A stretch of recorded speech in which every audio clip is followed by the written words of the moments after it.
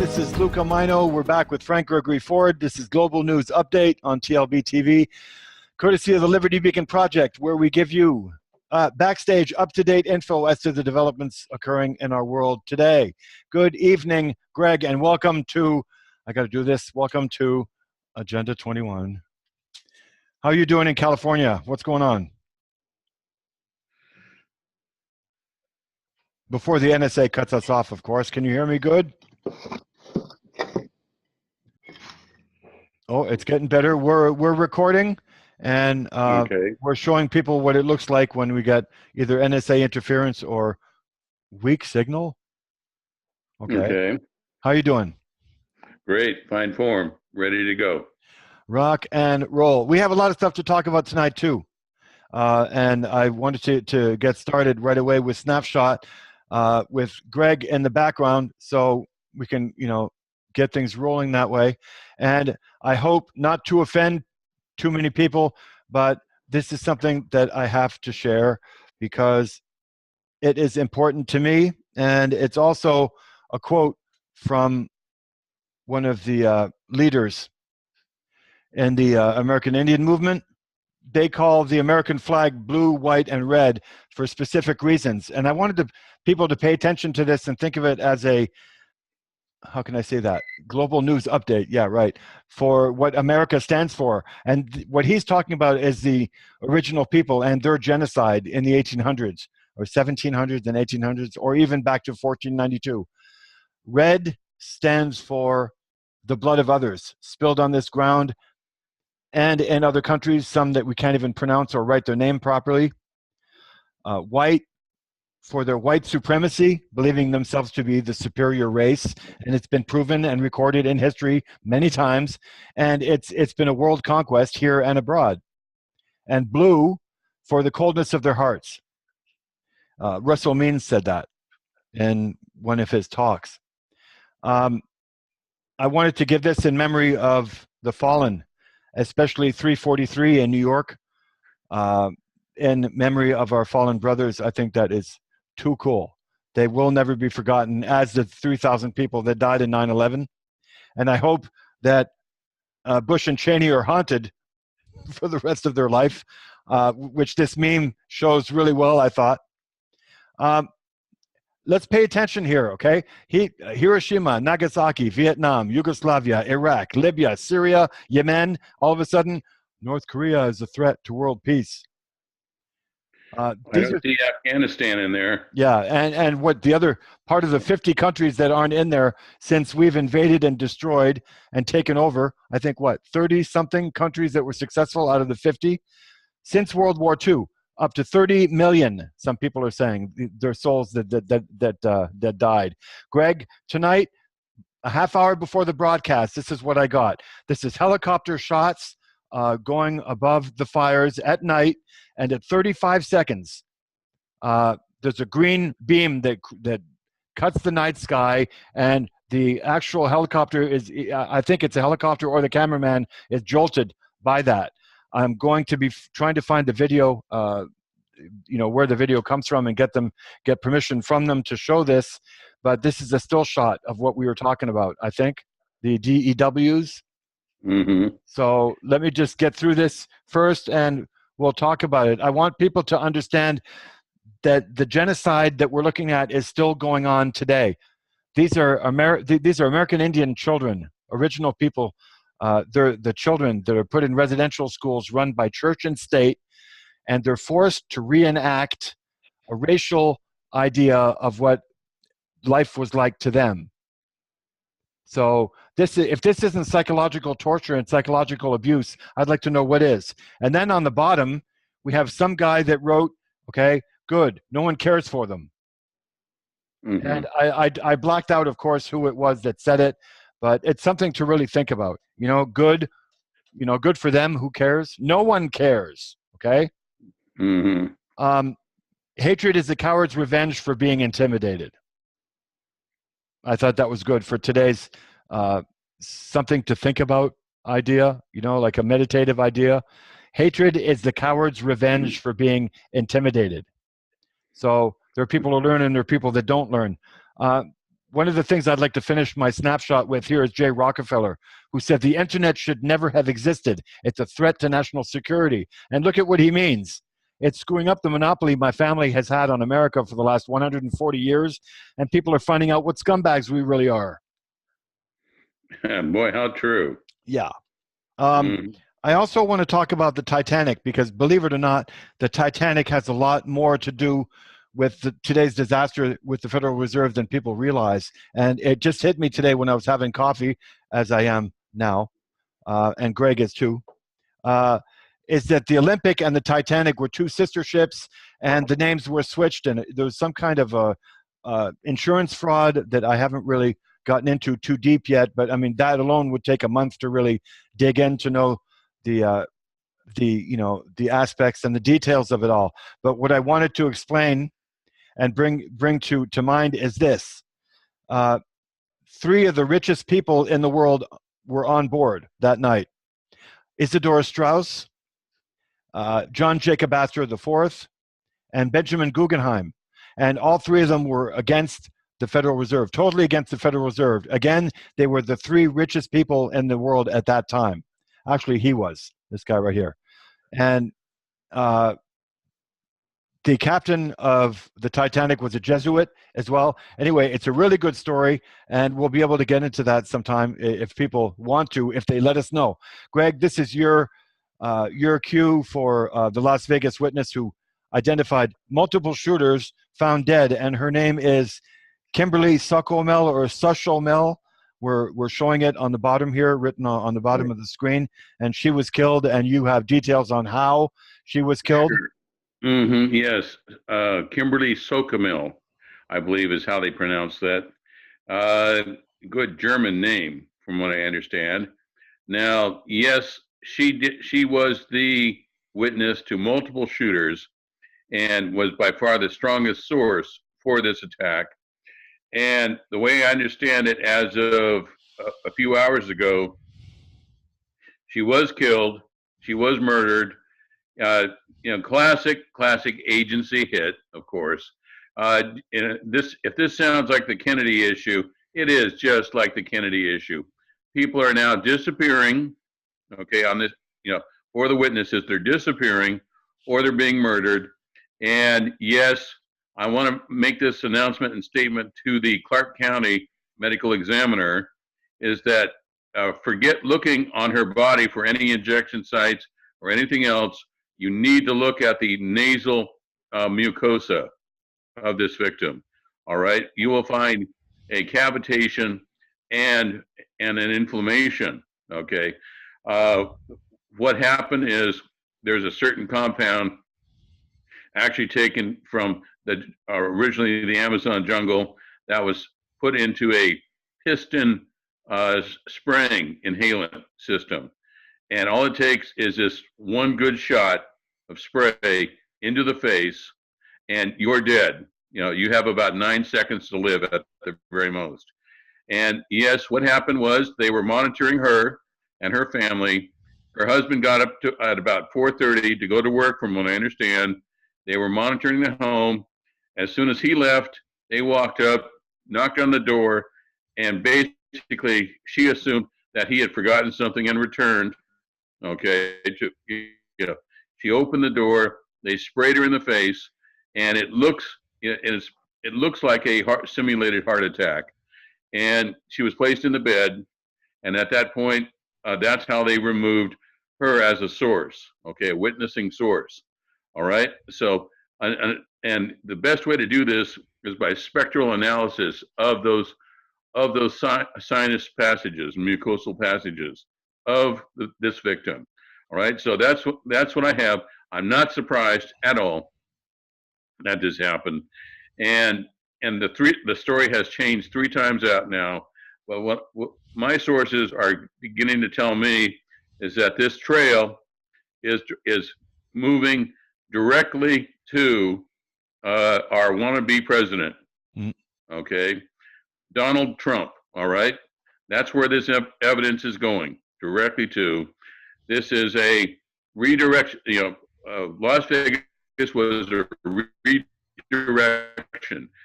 all issues like this, when they're big and public, they're always a redirection from the original point of interest or operation for always the CIA, and always the CIA is the lapdog for big money interest. And I mean big money interest, as in the mother company interest, all right? As in contact the Bushes to find out what those are specifically. But what I understand is something like this, is that the operation that is going on, covert operation, with the former Soviet Union and its premier, Vladimir Putin, yes, it is proceeding, and this was an attempt to get everybody's attention looking completely away from that original site, okay? The original site is Russia, and it's a project, Russia, Siberia, and it's a project that is heading towards the United States, all right?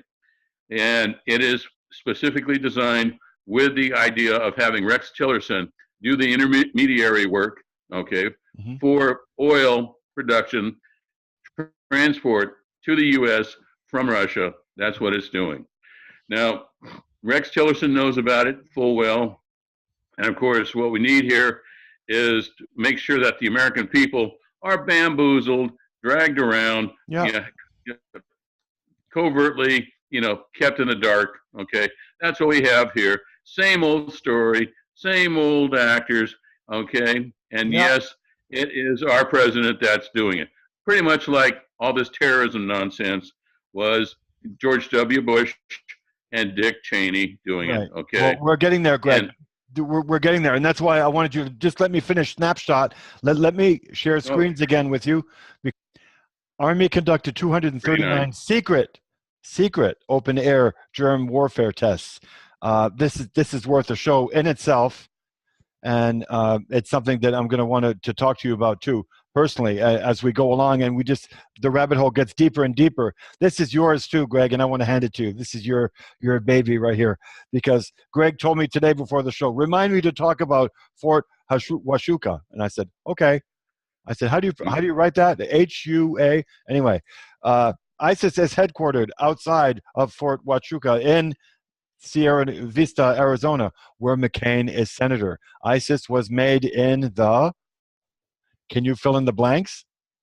I certainly can. Right. Yes, and we're showing these pictures that have been around also for years, and in particular, I just put that there so that everybody can read if they want to put it on pause. This one, and I wanted you to kindly reiterate, Greg, what Fort Huachuca is, and you're a graduate, and I hear you have a diploma with those words on your wall. Sure. Okay. Be my pleasure. Okay. Al-Agassi al-Baghdadi, as I met him when he was arrested by 2 Shia policemen in the city of Samarra. Okay. Samarra, Iraq. He was brought to me, all right, as a commander or colonel of the Mukhabarat, okay, Saddam Hussein's secret police, okay. Now, yes, he was the one, and I'm sure I've been through this with our listeners before. Many times, yes. Yes, we do know where your soldier is, Jessica Lynch, and we are showing her a very, very good time, okay, which put me into a fury, as you might imagine. Yeah. So I told him, I said, look, I was thinking, you little piece of crap, okay, you know, everything that's done to her, and I told him this, is going to be done to you, okay, with great pleasure, and I want this for all my listeners to hear, is he went completely white, okay. You see how dark he is? Well, he turned completely white at that thought. And what happened then was, yes, he was recruited, and I didn't know till later that I had recruited a double agent, a Mossad / Mukhabarat agent, all right? He was working for the Mossad, and he was put into a position to recruit all the Sunni Muslims that we had put into our torture factory, the U.S. torture factory called Abu Ghraib, Camp Bucca, a few other, there's 14 other interrogation centers. But I was able to keep him out, okay, until I was indeed renditioned and tortured myself, all right? Then he accidentally got tossed in, excuse me, it wasn't an accident. He was intentionally tossed into Abu Ghraib prison, where he was allowed to recruit all Sunni Muslims, all right? Because they'd all been tortured, they were all angry, and they wanted to get a piece of the Shia majority. So along comes General Petraeus. General Petraeus starts up the death squads in the city of Samara, and the famous Library of Blood, by the way. And then from that point on, it was full scale open warfare. And to initiate this whole process, the Golden Mosque at Samara was demolished, was blown up on orders, okay, by Al Qaeda. Okay, Al Qaeda. Everyone knows Al Qaeda by now. Well, Al Qaeda doesn't exist in real life. It turns out Al Qaeda is a contract terrorist organization run by, intelligenced by, supplied by, logistics by, transported by the United States of America. And to reinforce this idea, yes, by all means, okay, this is correct. I'm a graduate of Fort Huachuca, Arizona myself. That's where I was briefed on the 9/11 terrorist attacks by Abel Danger and Lieutenant Colonel Schaefer. And I can say absolutely, positively, that that's where the controlling factor, the control center for Al Qaeda and ISIS and their logistics supply center is Fort Huachuca. Very comfortable to say that. And it is indeed, as I've said all along, you've never heard me say anything else. It's John McCain, Hillary Clinton. Yes. Okay. All right. Notice all the places where these guys go, ISIS goes. Okay. Libya, Syria, Iraq, of course. Okay. And then was it Joe Lieberman? All right. So, the person that is trying his best to dismantle the internet as we know it. Okay. The intelligence operative, Joe Lieberman. All right. Yeah. And Lindsey Graham. Okay. The famous four, right? Right. And that's it. Okay. So those are the people that are behind ISIS. And if you want to know who is training in those FEMA camps now, look at those faces, okay, of ISIS, and that will tell you exactly what's going on. All right. So we can't make it any simpler for everybody. All right.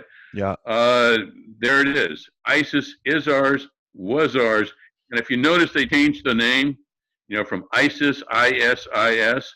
Well, unfortunately for the Israelis, that stands for Israeli Secret Intelligence Service. Okay, so, and if you don't believe me, look to see where they buy all their equipment from. Where when ISIS fighters are hurt, injured, where they medevac to? They're medevac to Israel. And also, I'll never forget the picture that I saw, the moving footage of a U.S. Apache providing air cover for the purchase of ground trucks that were being utilized by ISIS. Brand new, for the right off the sales lot. All right, for Apache helicopter escorting those trucks to their designation. So, Greg, all right. let me throw a couple of things in here. First of all, you were talking about Al Qaeda. Yes. I'd like to wish blessings on the family of Robin Cook right now, as I say his name. Robin Cook died, I think, a couple of weeks after, or even less than that, a couple of weeks after giving a statement that there was no Al Qaeda and that the real country behind all the propaganda going along with that was the United States. He died in the Scottish Highlands while he was hiking all of a sudden.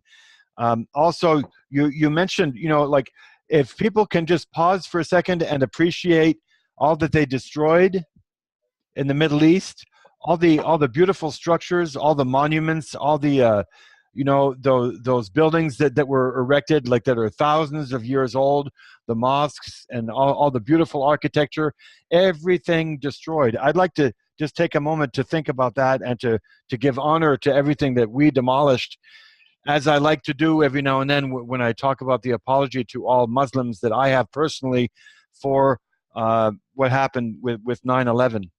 So, I think it's really good that Greg keeps talking about what happened in Iraq, because we talk about one thing, we do the circle with Iraq. We talk about another thing, we do the circle with Iraq.